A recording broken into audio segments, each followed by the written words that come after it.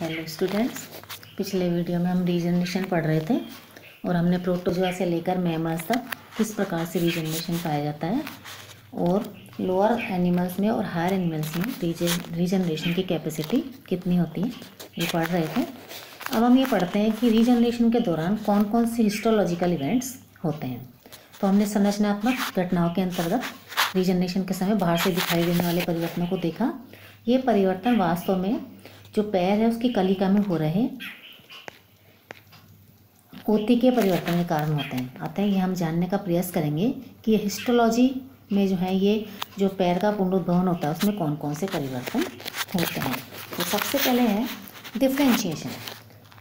Differentiation में जो है अंगोच्छेदन के समय घाव के स्थान पर विभेदित ऊतक जैसे अस्थियां, तंत्रिका तंत्र, संयोजी ऊतक, रक्तवाहिकाएं आदि ही पाए जाते हैं। घाव होते समय अनेक कोशिकाओं की कुचलकर मृत्यु हो जाती है।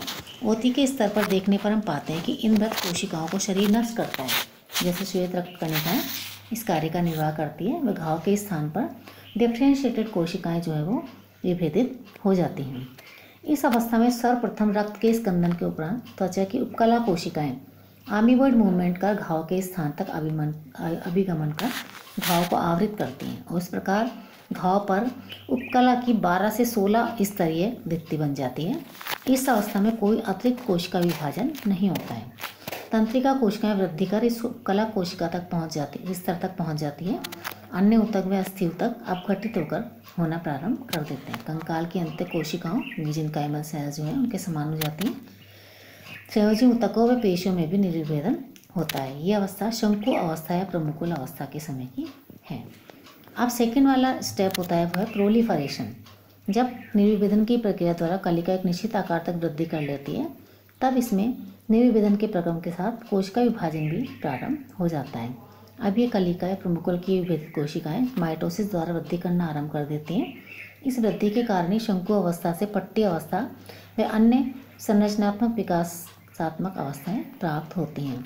इस वृद्धि से संपूर्ण पैर जो है वो भावी आकार व आकृति को निर्माण प्राप्त कर लेता है। वृद्धि या विभाजन की दर प्रारंभ में कुछ कम होती है। कलिका निर्माण अवस्था के तुरंत बाद ही अधिकतम हो जाती है और धीरे धीरे ये कम होती चली जाती है। थर्ड है रीडिफ्रेंशिएशन। पैर के रीजनरेशन के समय डिस्टल एंड पर विभाजन के साथ प्रॉक्सिमल कोशिकीय विभेदन या रीडिफ्रेंशिएशन प्रारंभ हो जाता है। अब है source of blastema sales and metaplasia.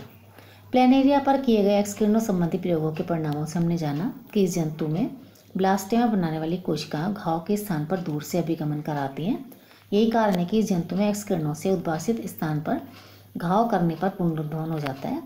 यह कोई दूर का हिस्सा एक्सकिरणों से सुरक्षित रखा गया हो। इस प्रकार इस पुनरुद्भवन के समय अविभेदित कोशिकाओं के संबंध में प्रचलित दो मतों में से एक मत के अनुसार यह है कि कलिका की कोशिकाएं शरीर में पहले से ही पाई जाती हैं तथा ये माना जाता है कि पुनरुद्भवन के लिए ये रिजर्व या सुरक्षित है। घाव होने पर यह दूर से ही अभिगमन कर घाव के स्थान पर आ जाती है और इस प्रकार प्रमुकुल कोशिकाओं की दूरस्थ उत्पत्ति का सिद्धांत है। इस सिद्धांत में माना जाता है कि रीजनरेशन में घाव को ढकने वाली उपकला के अतिरिक्त अन्य समस्त कोशिकाएं दूरस्थ उत्पत्ति की हैं।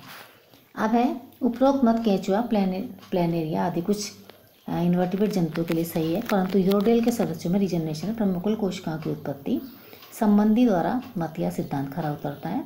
दूसरा मत या सिद्धांत खरा उतरता है जिसके अनुसार प्रमुकुल कोशिकाओं का उत्पत्ति स्थान स्थानीय बताया जाता है, अर्थात इनकी उत्पत्ति घाव के स्थान पर ही होती है। यूरोडेला के जंतुओं में एक्सकिरणों के उद्भाषण का रीजनरेशन पर प्रभाव देखने से इस तथ्य की पुष्टि होती है।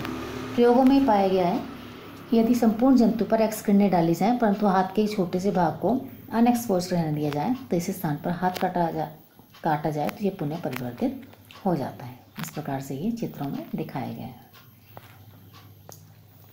इसके विपरीत यदि हाथ या पांव के एक छोटे से भाग पर ही एक्सकिरणें डाली जाएं तथा इसी प्रकार के मध्य हाथ काटा जाए तो इसमें रीजनरेशन नहीं होता। स्पष्ट है कि कलिका बना सकने वाली स्थानीय कोशिकाएं एक्सकिरणों के प्रभाव से निष्क्रिय हो गई हैं तथा रीजनरेशन नहीं होता। उपरोक्त प्रयोगों से स्पष्ट होता है कि यूरोडेला के जंतुओं में प्रमुकुल कोशिकाएं स्थानीय रूप से ही विभिन्न प्रकार के ऊतकों में निर्विभेदन से उत्पन्न होती हैं। अब ये प्रश्न है कि निर्विविध कोशिकाओं का भविष्य क्या है। तो ये माना जाता है कि विशिष्ट कोशिक परिस्थितियों के कारण कोशिकाएं निर्विभेदित हो गई हैं तथा बाद में प्रत्येक कोशिका उसी प्रकार की कोशिका बनाएंगी जिस प्रकार की कोशिका से बनी थी। यानी क्या मूलतः पेशी से बनी कलिका कोशिका बाद में सिर्फ पेशी कोशिका ही बनी पाएगी। तो यदि ऐसा है तो ये घटना वास्तविक निर्विभेदन व पुनर्विभेदन या मेटाप्लासिया नहीं है। इसे तब मॉड्यूलेशन या सूडो डिफरेंशिएशन कहा जाएगा। मॉड्यूलेशन एक अस्थायी परिवर्तन है जो परिस्थितियों के बदलने के कारण कोशिकाओं की प्रकृति व रूप में परिवर्तन के रूप में दिखाई देती है, परंतु मूल परिस्थिति आने पर कोशिकाएं वापस ऐसे कैसे हो जाती हैं। उदाहरण के लिए मुर्गी के भ्रूण की एक्टोडर्म कोशिकाएं केराटिन स्रावित करती हैं, परंतु विटामिन ए के आधिक्य में इनका संवर्धन पाए जाने पर श्लेष्म स्रावित करने लग जाती हैं। सामान्य परिस्थिति लौटने पर ये अपना विशिष्ट कार्य वापस से संभाल लेती हैं। प्रयोगों से ज्ञात हुआ है कि यूरोडेला में पैर के परिवर्तन के समय मॉड्यूलेशन नहीं वरन मेटाप्लेसिया देखा गया है, क्योंकि कोशिकाएं पुनः अन्य आकार में कोशिकाओं में विभेदित हो जाती हैं। ब्लास्टेमा में उपस्थिति से प्राप्त हुई निर्विभेदित कोशिकाएं पुनः विभेदित होकर न सिर्फ उपास्थि कोशिकाएं व पेरिकॉन्ड्रियम बनाती हैं वरन ये कनेक्टिव टिश्यू मसल फाइब्रोब्लास्ट व सुपर एपिडर्मल फाइब्रोब्लास्ट या पेशी कोरक कोशिकाओं को भी जन्म देती है। पेशी तंतु कोरक कोशिकाएं कंकाल व अन्य मध्यजन स्तरीय ऊतकों को जन्म देती है। अधिचम से अधिचम की उत्पत्ति होती है। रक्तवाहिकाओं व तंत्रिका पूर्ववाहिकाओं व तंत्रिकाओं के पुनरुत्थान से ही बनती है। इस प्रकार इस मेटाप्लेसिया में निर्विभेदन के बाद पुनः मेटाप्लासिया तो होता है, परंतु इनमें ट्रांस डिफरेंशिएशन नहीं होता। ट्रांस डिफरेंशिएशन में एक जनन स्तर की कोशिकाएं दूसरे जनन स्तर की कोशिकाओं को जन्म दे सकती है। इसे हम डायरेक्ट मेटाप्लेसिया भी कहते हैं। यहाँ पर मध्य जनन स्तर की निर्विभेदित कोशिकाएं एक मध्य स्तरीय ऊतकों को जन्म देती हैं, अन्य जनन स्तर के ऊतकों को जन्म नहीं देती। पुनर्विभेदन में संरचना विकास मोर्फोजेनेसिस व ऊतक जन्म दोनों प्रक्रियाएं समाहित हैं। तो ये चित्र दिखाया गया है पुनरुद्भवन के समय निर्विभेदन व पुनर्विभेदन। तो इस प्रकार से ये जो है इनकी हिस्टोलॉजी ऑफ रीजनरेशन। तो इस प्रकार जो है हमको बाहर जो रीजनरेशन दिखाई देता है वो अंदर से किस तरह का होता है, उसमें क्या क्या प्रक्रियाएं होती हैं, तो ये इस वीडियो में बताया गया है। अब हम अगले स्टेप के बारे में पढ़ेंगे अगले वीडियो। Thank you.